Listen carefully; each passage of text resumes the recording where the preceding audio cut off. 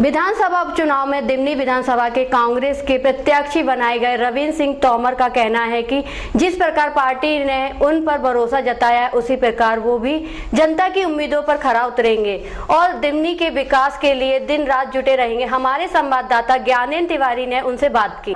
जी, आदरणीय कमलनाथ जी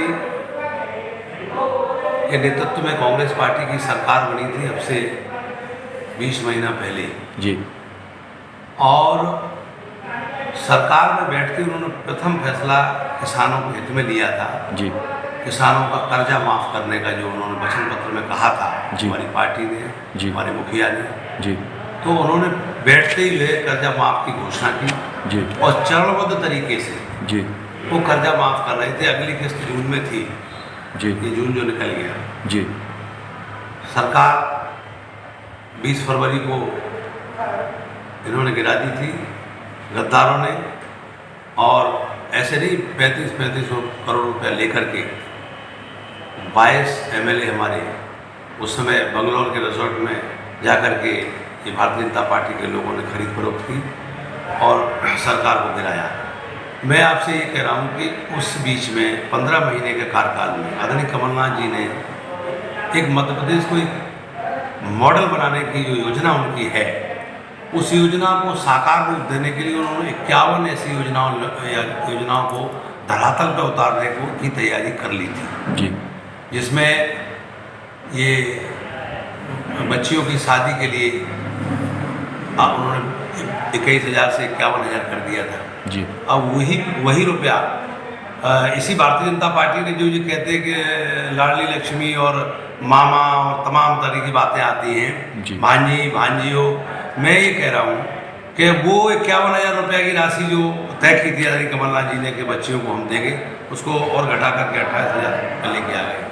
कहने का मतलब ये है कि वो ऐसा सोच के चलते कि जैसे वो ये सब पैसा अपने घर से दे रहे हैं। मैं कह रहा हूँ ये धन सरकार जो के पास है ये जनता का पैसा है, जनता की खून पसीने की गाड़ी कमाई का पैसा है। जब आपके पास 35 करोड़ रुपया विधायक खरीदने के लिए पैसा है, हजारों करोड़ रुपया आप अमीरों का माफ़ कर रहे हैं बैंकों में, आप तमाम तरह की बातें कर रहे थे कि हम भारत को विश्वगुरु बनाने के लिए तमाम महाशक्ति बनाएंगे, रोज़ 2 लाख 2 करोड़ लोगों को रोजगार देंगे।